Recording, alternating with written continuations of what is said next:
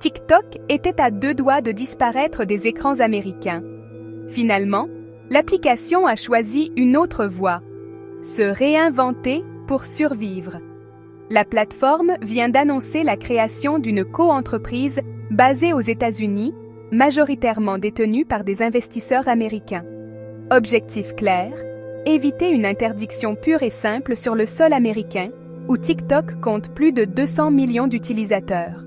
Cette nouvelle structure va gérer l'ensemble des activités de TikTok aux États-Unis. Données hébergées localement, algorithmes sécurisés, modération renforcée.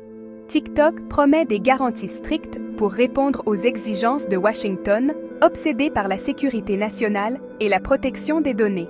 À l'origine de ce bras de fer, une loi adoptée sous la présidence de Joe Biden. Elle imposait à ByteDance, maison mère chinoise de TikTok, de céder le contrôle de ses opérations américaines. Faute de quoi, l'application aurait été bannie. Donald Trump, aujourd'hui de retour aux commandes, s'est empressé de célébrer l'accord.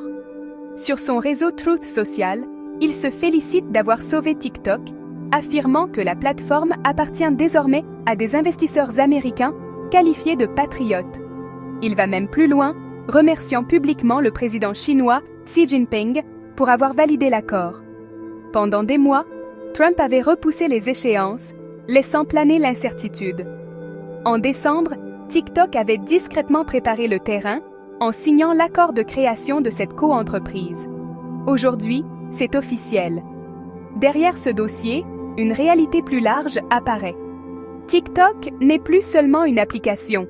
C'est un enjeu géopolitique, économique et technologique majeur, au cœur de la rivalité entre Washington et Pékin.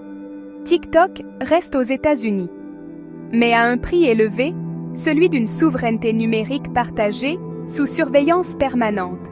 Si ce genre d'histoire t'intéresse, abonne-toi. On parle tous les jours du Maroc et du monde ici.